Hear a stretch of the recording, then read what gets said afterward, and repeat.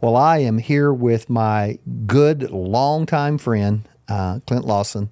And I think there are a lot of you out there that don't know Clint's story. Clint has an amazing journey that he has been on with God. And I've asked him to share this as part of our Choose Your Hard series. And so, Clint, tell us about your life. Well, I'm married. Been married for 7 years. Have 4 girls between the two of us. All of them. Youngest is 21, 2 25s, a 22. Have 2 grandkids, 6 months old, and a 7-year-old. Almost 5-year-old. Almost 5-year-old.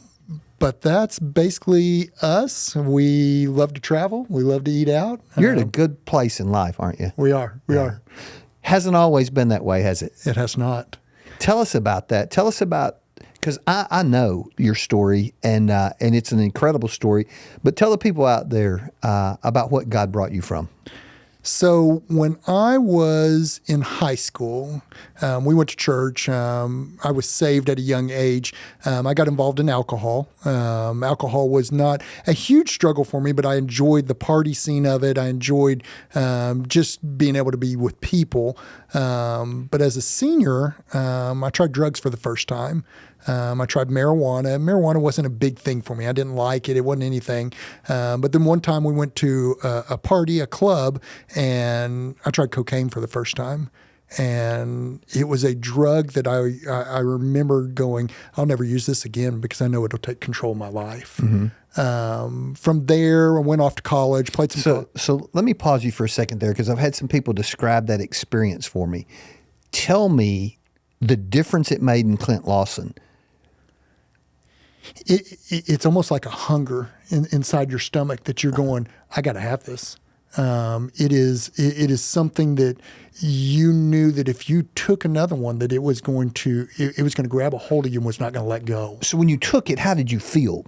Because I have people in my family who've struggled, and the phrase I'll never forget is, I was the best version of me. I don't know that I could say that, because we were at a club, we were partying and everything, and it just was another additive. It just was one of those things. Yeah, it makes you feel really good. It numbs you up. It makes you feel like you're on cloud 9, but it is not. It was the coming down that I knew it was going to be the struggle. It made you feel great, but when you're coming down, it's like you hunger for it. Absolutely. Because you want that feeling. You want that again. feeling again. Okay. You do. Went off to college, played some college soccer for a year, drank my way out of a college scholarship, came back down here. What college did you go to? I went to Kansas Newman up in Wichita. Okay. We were a good school. I think we were top 10 in the nation whenever I was there. Didn't play a lot of varsity, but captained our JV team. So it was fun, but it was also a little too much fun outside of school. So came back here, quit going to college up there, went to Rose State, went to OCCC, played some junior college soccer, started working at a restaurant. And from there, found other drugs because I wasn't playing soccer. So I was like, okay, well, we're drinking, but let's also add the marijuana in. Let's also add pills. Let's add some ecstasy. Let's add some hallucinogens. And so I tried all those different things. The only drug that I stayed away from was cocaine. And I said I would never do it again. Got arrested and had some scales, had some baggies in my car, and really and truly got just a slap on the wrist. Hey, here's a deferred sentence. Don't do it again. And so I went back home and stayed there for a little while. But, being 21, you don't want to live at home. And right. So went and started living in an apartment, working again at a restaurant, and started using more drugs again. Went to another party, and I'll never forget this. Said, hey, come back here and try this. And it was cocaine. And it was the drug I said I never would use again, and I did. And it led down to an extremely dark road, staying up for weeks at a time. Okay. Wow. Where it was, would take enough pills to where I could sleep. And I'd sleep for a couple of days, but as soon as I woke up, I had to have another line. Was sticking up about 1/4 ounce of cocaine up my nose a night. I don't know what street value of that is now. At that time, it was $750 about every night. And where are you getting this money? Selling drugs. Okay. And so I started, and sorry, forgot about that. See, not forgot about it, but didn't mention that. I sold drugs so I could support my Fund your drug other, habit. Yeah.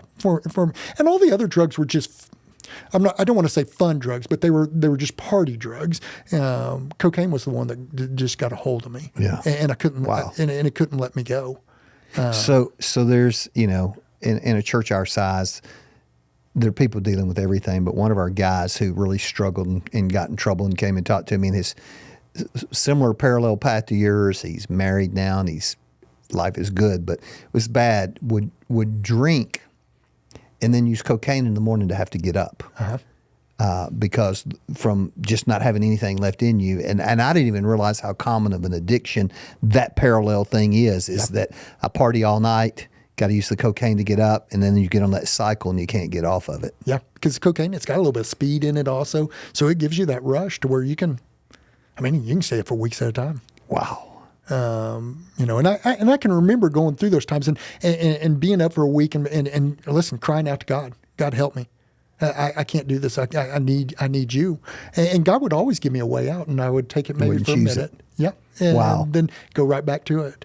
The day that I was really arrested, we had a bunch of cocaine on the way over. It was 1/4 kilo, and we were part of a sting operation, and the sting operation got there about 2 hours before that got there.